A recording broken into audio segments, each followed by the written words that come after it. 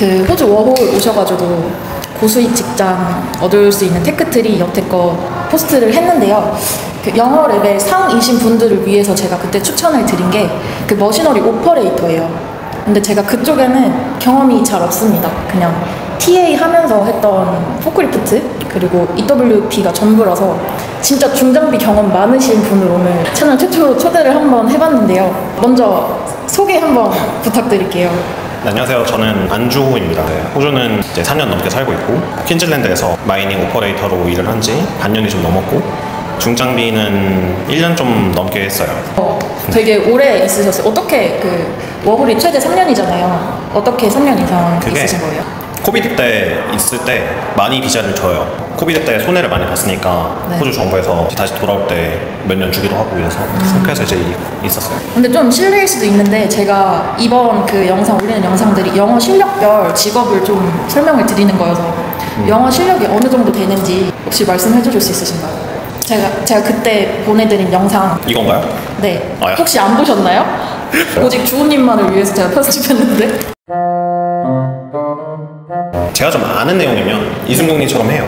처음 들어보는 주제다, 단어를 좀 모른다 하면 저는 이승국님 영어 실력이 되는 거죠.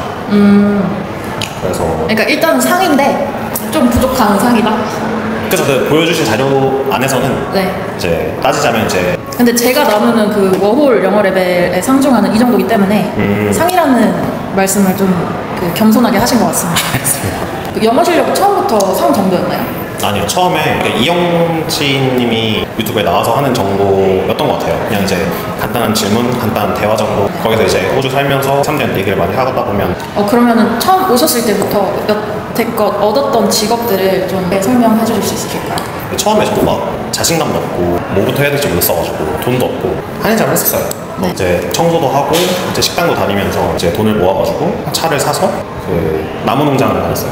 일하다가 또 닭농장, 버스의 돌공장 와, 진짜 많이 하셨네요. 브리즈번 와서는 이제 케이크 공장 그리고 파이프 유틸리티 그다음에 이제 다른 중장비 공장이나 이제 회사들 다니다가 이제 그 마이닝 다니고 있죠. 오퍼레이터를 시작하게 된 계기가 어떻게 되셨나요? 나이가 있더라도 일을 할 수 있고 돈도 많이 벌고 워라밸도 챙길 수 있는 그런 일을 해야겠다.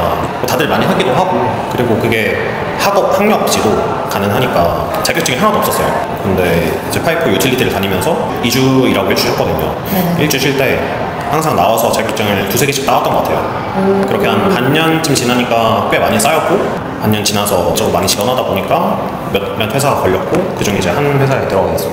와, 대단하시네요. 그러면 그 당시에 그 오퍼레이터 처음 일하신 게 마이닝인가요?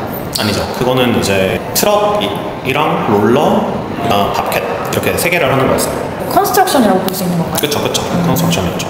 그 처음에 오퍼레이터 하실 때 그 당시 영어 실력이 어떻게 됐나요? 구직하실 때? 그때랑 지금이랑 비슷했던 것 같아요. 근데 단지 달라진 거는 건설 쪽을 처음 하다 보니까 그쪽에 대한 단어에 대한 지식이 없었어요. 네네네. 그래서 그냥 간단한 것들 뭐 X가 뭐였죠? 한국어 도끼 이런 단어도 몰랐었으니까 뭐 그런 단어들을 배운 거 말고는 비슷비슷해요. 저는 이런 거 일하면은 특히 그 고위험 산업에서 무전기로 대화하는 게 좀 힘들 때가 있던데 그런 건 좀 어떠셨어요? 지금은 제일 힘든 게 퀸즐랜드 사람들이 우웅우웅을 말하고 빠르게 말하고 네. 또 항상 말하는 게 내용이 다 다르다 보니까 유추하기가 어려워요. 그래서 제일 좋은 방법은 내가 일을 같이 하는 사람들이랑 대화를 많이 하는 방법이에요.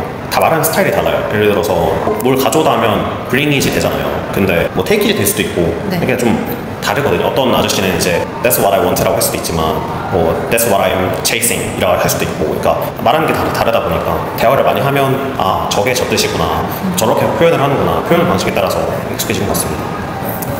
원어민이랑 대화를 많이 해봐라. 특히 현장에서. 그치. 같은 팀 사람들이랑. 팀 사람들이랑. 네. 맞아요. 저도 그 현장에서 많이 일을 해보면서 약간 모르는 단어지만 말을 하시다 보면 약간 느낌이 오는 게 있어요. 그냥 알아듣겠는 거. 대화를 많이 해보라는 거 꿀팁입니다. 맞죠. 대화 많이 하는 거. 네. 막 차에서 내리라는 것도 막 undo it이라거든요. undo가 취소하다 그걸 거예요. 차에서 취소해라. 이해가 안 되는데 말이 안 되는데 그냥 그렇게 말하니까 뭐 그렇게 받아들여야죠. 언두에 대한 자세한 설명을 듣고 싶으시다면 이거 눌러주세요. 뭐가 있어요? 네. 그 아스팔트를 뭐라 하는지 아세요? 아스팔트 비투맨? 그것도 있고 그 비치먼트라고 하기도 하고 아스팔트를 애쉬팔트라고 해요. 그래서 아예 발음이 다른 것도 많아서 그런 걸로 힘들죠. 이러시면서 라디오 안 쓰셨어요? 네. 라디오요? 안 썼어요. 안 썼어요? 뭐 그 오퍼레이팅 하셨다고 하지 않으셨어요? 저 포키.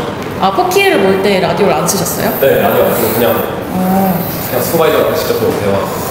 근데 아저씨들끼리도 못 알아들어요 가끔. 맞아요. 그럴 때 있더라고요. 막 수다가 막 엄청 열번을 토해요. 내려서 얼굴 보자.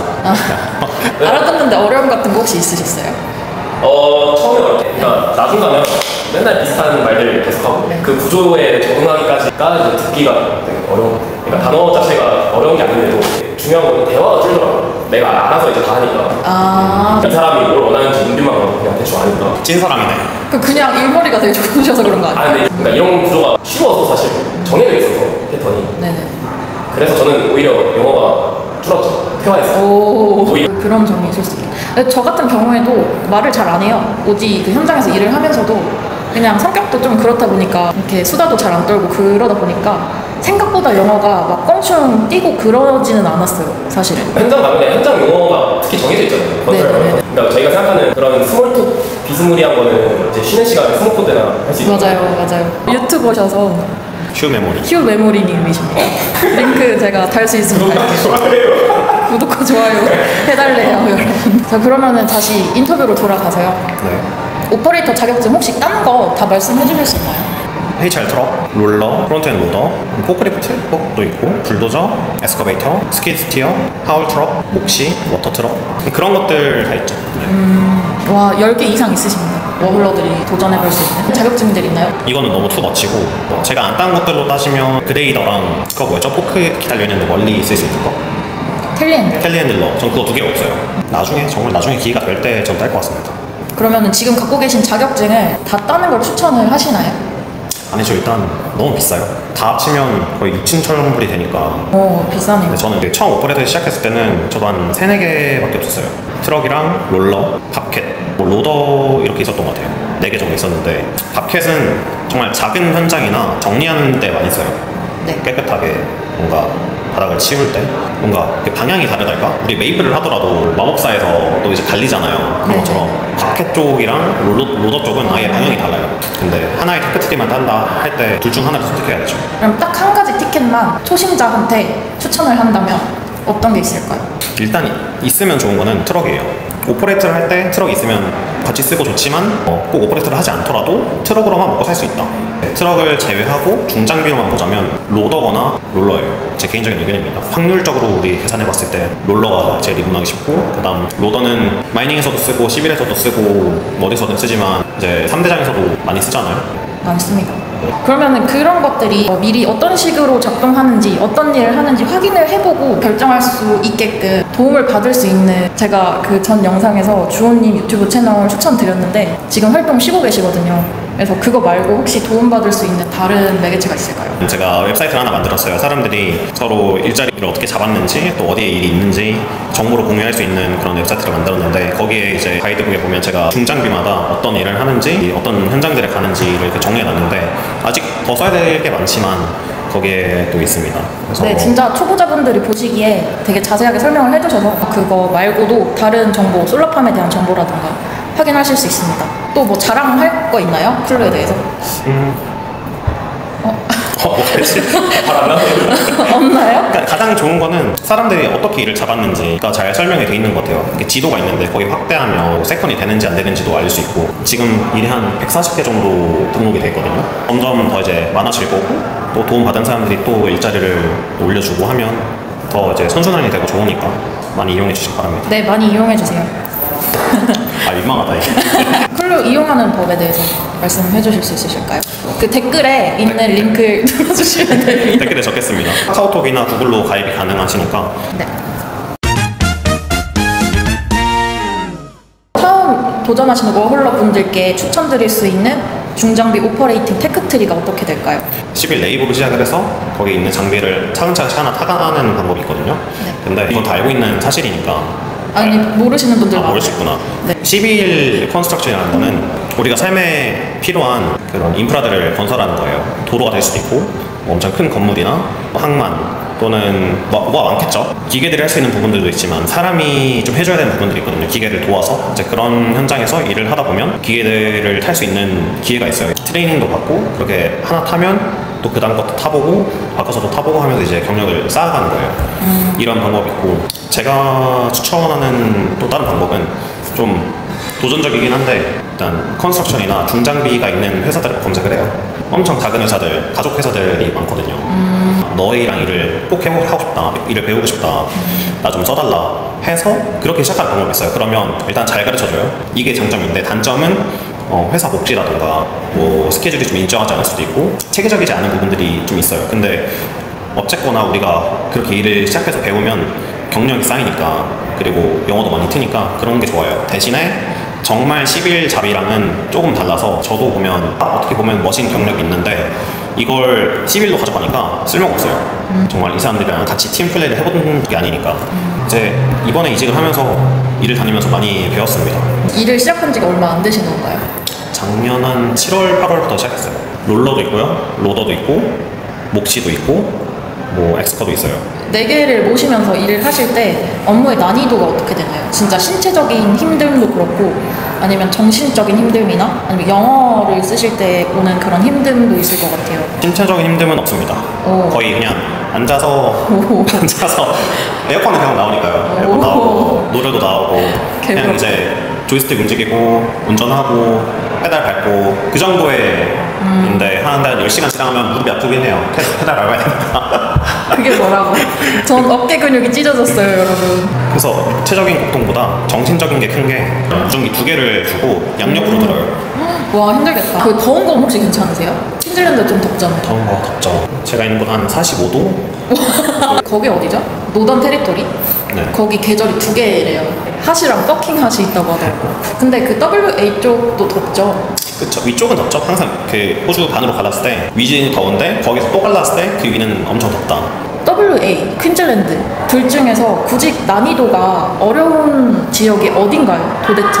역량에 따라 너무 차이가 커요. 하지만 10일은 날씨가 제일 크거든요. 네. 비가 오면 아무것도 못해요.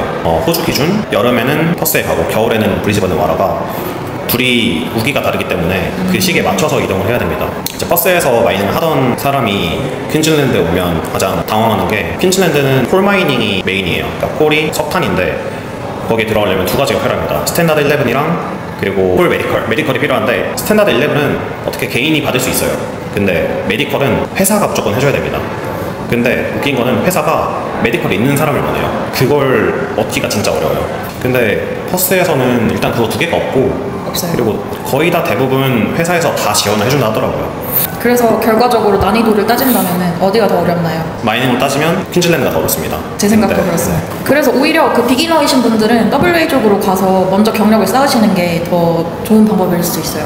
나중에 퀸즐랜드 오시더라도. 네. 퀸즐랜드에서 10일 경력을 쌓고 가서 하는 경우도 있고, 시기에 따라서 본인이 정하면 될 것 같아요. 그러면은 여러 산업 경험해보셨잖아요. 컨스트럭션, 시빌, 그리고 마이닝. 우리가 그냥 의례적으로 아는 고시급 산업들을 전부 다 해보셨는데, 오퍼레이터로서 들어갔을 때 처음으로 받는 초봉이 얼마 정도 냈는지 혹시? 정말 초급자들은 지금 2025년 기준으로 35불은 받아요. 정말 진짜 너무 적더라도. 어떤 경우 얘기하신 거예요? 그냥 통틀어서? 네, 통틀어서. 좀 더 경력 있고 할 수 있는 게 많으면 이제 거기서 이제 뭐 45불, 50불 계속 더 많이 받을 수 있겠죠. 경력이 많은 사람은 70불 받고 이래요. 와. 슈퍼바이저는 100불 받고 이래요. 그러면 오늘 이렇게 인터뷰 해주셔서 감사드리고요. 마지막으로 워홀러들께 드리고 싶은 말 있으실까요? 이쪽은 일을 하려면 일반적인 것보다 더 많은 노력이 필요하다고 저는 생각을 합니다. 저는 전에 전전 회사에서 공고를 올렸을 때 문자랑 전화를 계속 보냈어요. 찾아가기도 하고 나 여기서 일하고 싶다고 매달렸어요. 그런 식으로 해야 겨우 하나 얻는 것 같아요. 저희 중장비 입문한 사람들은 500개를 지원해서 한두 개 얻는다고 하거든요. 그래서 정말 많이 지원하고 꾸준한 노력하고, 그리고 너무 많은 자격증을 한꺼번에 따지 말고, 그리고 영어도 공부도 많이 하고 체력 많이 길러야 되고. 근데 진짜 말씀해주신 것처럼 제가 이 고시급 산업에 대한 테크트리 영상을 지금 몇 개를 올렸지만 조회수가 다 1000 이상은 되는데 1000분 다 그 직업을 할 수 있는 게 아니에요. 제 생각에는 그 중에서 한 10명 이상 정도만 그 직업을 할 수 있을 거라고 생각합니다. 본인이 어떻게 하기 나름이에요. 본인이 할 수 있는 최선을 다해서 돈 많이 벌어 가셨으면 좋겠습니다. 그러면 오늘 영상 여기서 마치도록 하겠습니다. 시청해주셔서 감사합니다. 안녕.